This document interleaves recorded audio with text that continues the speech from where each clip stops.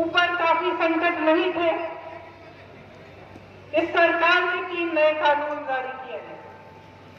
और जितना भी आंदोलन हो रहा है देश में, जो किसान 80 दिनों से दिल्ली के बॉर्डर पे सर्दी में इतने दिनों से बैठे हुए हैं, अब गर्मी की तैयारी कर रहे हैं, वो किस लिए बैठे हैं? प्रधानमंत्री जी कहते हैं कि ये जो कानून बने हैं ये किसान की भलाई के लिए बने हैं। ठीक है, मान लेते हैं कि किसान की भलाई के लिए बनाए हैं आपने कानून।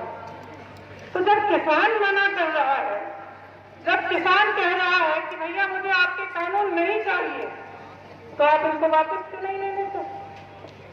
क्या किसी की भलाई जबरदस्ती करते हैं?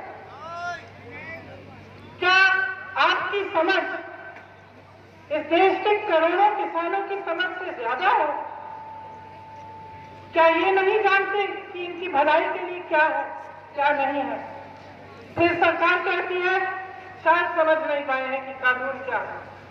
इसलिए मैंने सोचा आज मैं यहाँ आई हूँ, आपको बता देती हूँ कि ये 3 कानून क्या है। देखिए, 1955 में पंडित जवाहरलाल नेहरू ने जमाखोरी के खिलाफ कानून बनाया, क्योंकि जमाखोरी के चलते किसान पिस रहा था। आज जो पहला कानून बना है उससे इस सरकार ने जमाखोरी करने की पूरी अनुमति दे दी है। इस कानून के जरिए बड़े बड़े खरबपति, बड़े बड़े उद्योगपति कितना भी आपसे सामान खरीद सकते हैं और कितना भी सामान जमा कर सकते हैं। कोई रोक नहीं है, कोई पाबंदी नहीं है। इसका मतलब ये है कि उनकी पूरी तरह से मनमर्जी चलेगी। जब वो जमा करना चाहेंगे करेंगे, जब वो आपको कहना चाहेंगे कि अब हम खरीद नहीं सकते तो कहेंगे, जब आपको कहना चाहे कि आज ये दाम नहीं मिलेगा, आज हम आपको कम दाम देंगे, तो वो भी कर सकते हैं। तो ये जो पहला कानून है, इससे जमाखोरी बढ़ेगी और पूरी तरह से सरकार ने बड़े बड़े उद्योगपतियों को जमाखोरी करने की अनुमति दी। दूसरा कानून ये है कि जिसको प्राइवेट मंडी खोलनी है वो खोल सकता है और बड़े बड़े खरबपतियों की बड़ी बड़ी मंडियां खुलेंगी। तो शुरू में तो ऐसा लगेगा कि बहुत अच्छा है, अच्छी अच्छी मंडियां लगा रहे हैं, बना रहे हैं ये लोग।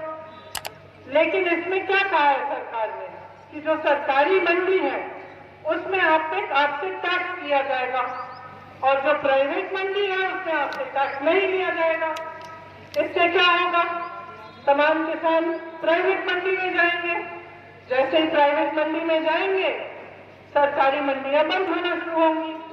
लेकिन सरकारी मंडी में एक चीज थी जो आपको मिलती थी, न्यूनतम समर्थन मूल्य आपको मिलता था। जैसे जैसे प्राइवेट मंडियां आगे बढ़ेंगी और सरकार की मंडियां बंद होंगी, आपको न्यूनतम समर्थन मूल्य मिलना बंद हो जाएगा। इसके जरिए भी जो बड़े बड़े खरबपति उद्योगपति हैं फिर से अपनी मनमर्जी कर पाएंगे। मंडी उनकी है, दाम वो तय करेंगे, कितना खरीदना है, कब खरीदना है वो तय करेंगे। अब तीसरा कानून सुनिए। तीसरे कानून में ये लिखा है कि कॉन्ट्रैक्ट यानी ठेके से किसानी होगी। इसका क्या मतलब है? इसका मतलब है कि एक बड़ा खरबपति आ सकता है आपके गांव में और आपको कह सकता है कि देखिए आप 10-15 किसान हो, आपके साथ मैं कॉन्ट्रैक्ट बनाऊंगा, आप गन्ना उगाइए और इस गन्ने के लिए मैं आपको 500 रुपए दूंगा। आपने मेहनत की, गन्ना उगाया, समय आया गन्ना बेचने का, आप उस खरबपति के पास गए, आपने उससे कहा कि 500 रुपए में, आपने कहा था आप खरीदेंगे, तो ये बिल्कुल उसकी मर्जी है कि आपको कह दे कि भाई हमें तो अभी गन्ने की जरूरत ही नहीं। तुम्हें किसने कहा 500 का खरीदेंगे हम? 200 देते हैं, दे दो। फिर आप क्या करोगे? सबसे जो बड़ा जुल्म है इस कानून में वो ये है कि अगर ऐसी स्थिति पैदा हुई कि आपने कॉन्ट्रैक्ट कर दिया एक खरबपति के साथ, आपने गंगा उड़ा दिया, आपके साथ उन्होंने तय भी किया था कि एक दाम पे देंगे, अब वो कहता है कि भैया हमें जरूरत नहीं है, हम जाओ कहीं और बेच दो अपना, तो आप अदालत में भी नहीं जा पाएंगे, आपकी कोई भी सुनवाई नहीं होगी। ऐसा कानून बनाया है कि कोई कानून ही लागू नहीं होगा इन पे। और आप सोच सकते हैं कि अगर सिर्फ उस कानून में लिखा है कि आपको अगर सुनवाई करानी है एसडीएम तक जा सकते हैं, उनसे बड़ा एक अफसर है उनके पास जा सकते हैं। अब आप सोच सकते हैं कि एक तरफ खरबपति, एक तरफ आप, क्या होगा? न्याय मिलेगा आपको? तो ये कानून जो बनाए हैं, तीनों कानून किसान के लिए नहीं बनाए गए, ये इनके पूंजीपति मित्रों के लिए बनाए गए हैं।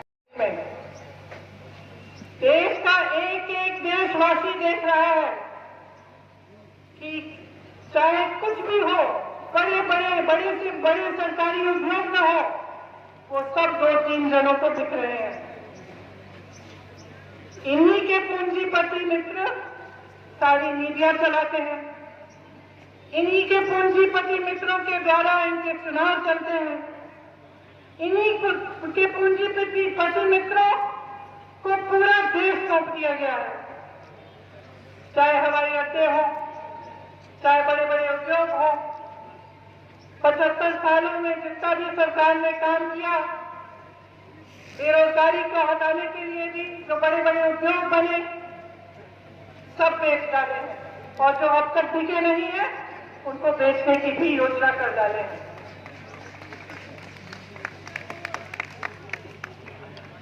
तो आप सोच सकते हैं कि आज की सरकार आपके लिए क्या करेगी। और अगर अभी भी आपको इनसे उम्मीद है तो जरा गहराई से सोचिए कि आपके लिए कुछ करने नहीं वाले हैं।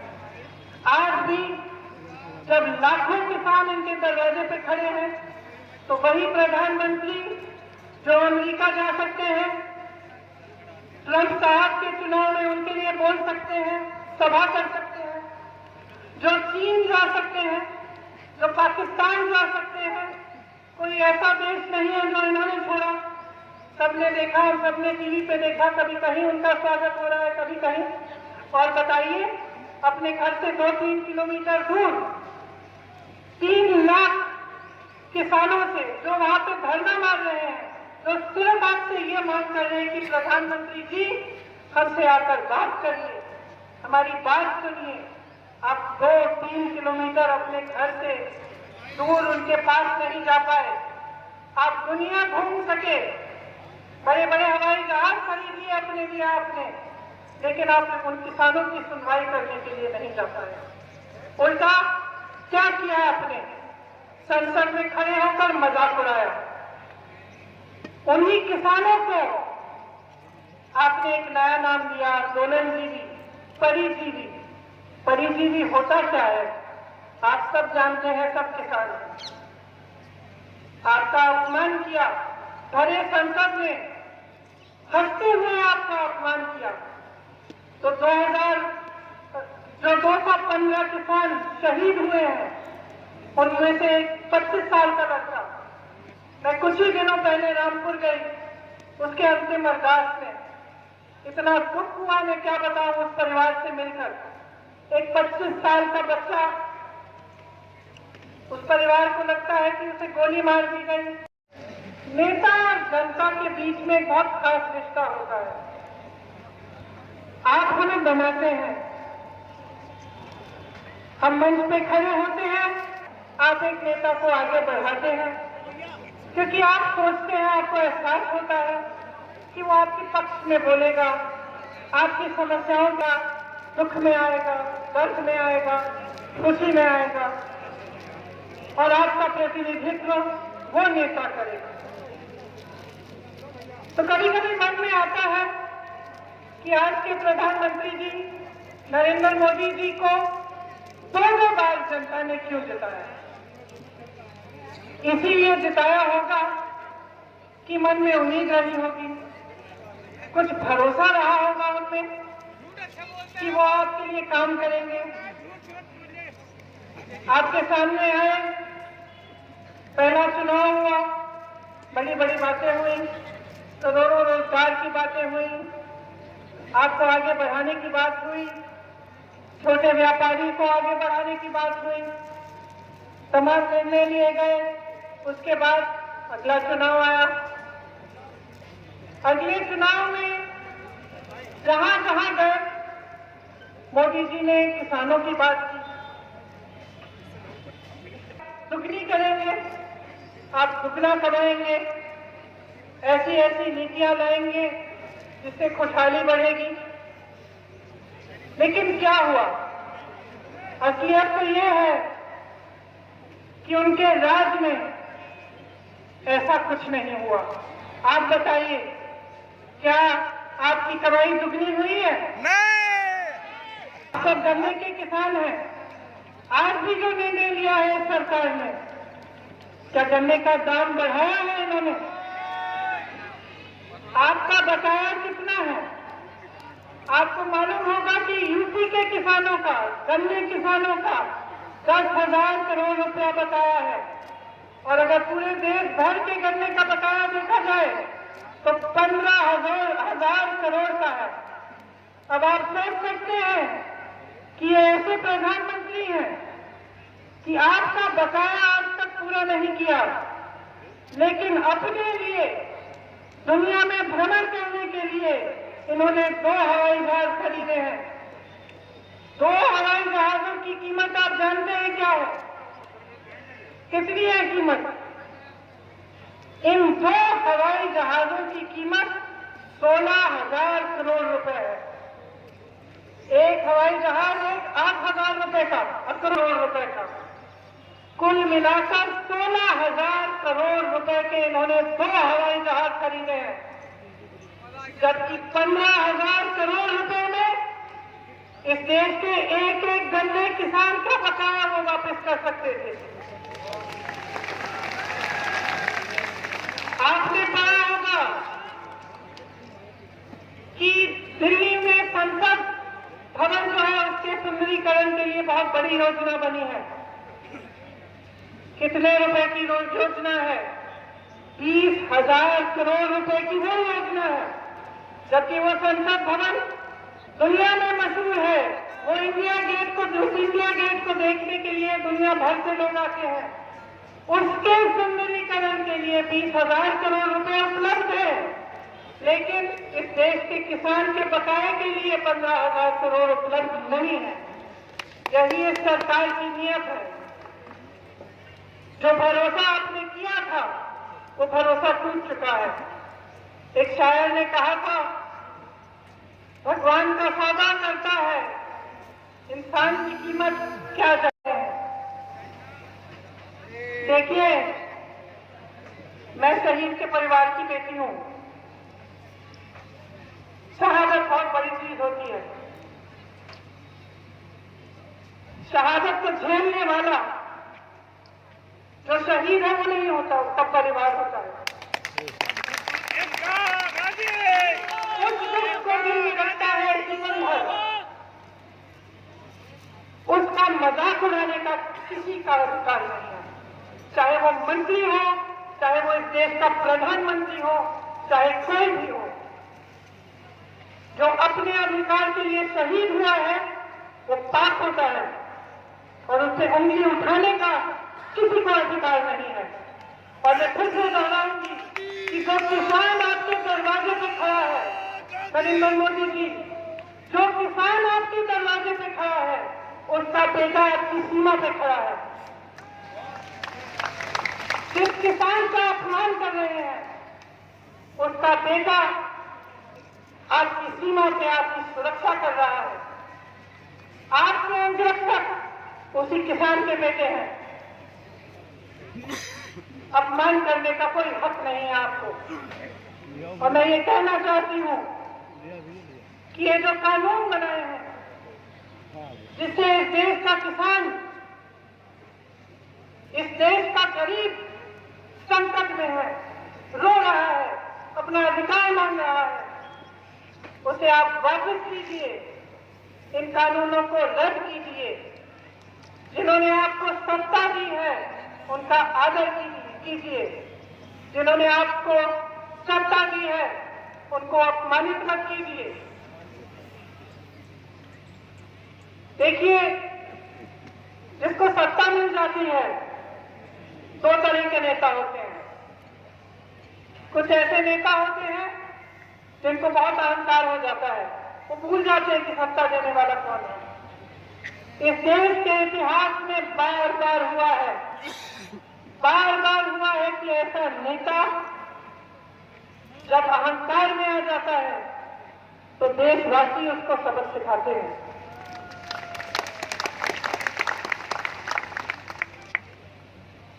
और जब देशवासी उसको सबक सिखाते हैं तब वो शर्मिंदा होता है, वो समझता है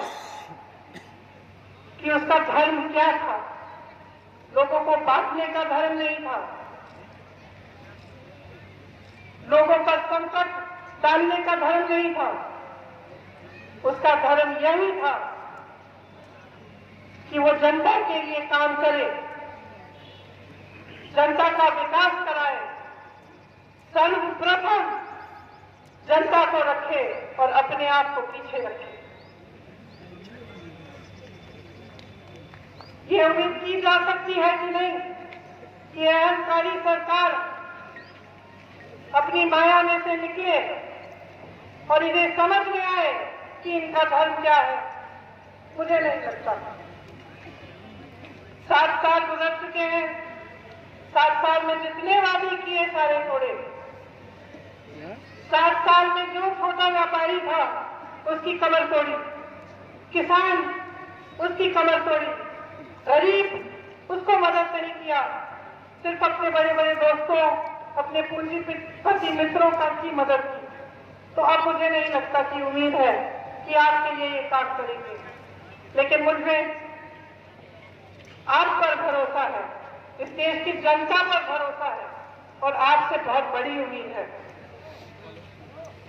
मुझे उम्मीद है कि आप पीछे नहीं हटेंगे, कि आप अपने अधिकारों के लिए लड़ेंगे और इस लड़ाई में कांग्रेस पार्टी का एक एक कार्यकर्ता आपके साथ खड़ा रहेगा।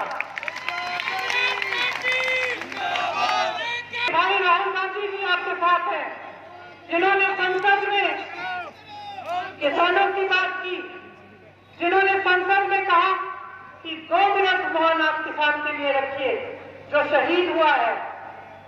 और जितने भी सरकारी नेता थे, जो सरकार के नेता थे, सब अपनी जगह बैठे रहे, मजाक उड़ाते रहे, लेकिन विपक्ष का एक एक स्तर पर खड़ा हुआ और 2 मिनट का मौन उन्होंने रखा।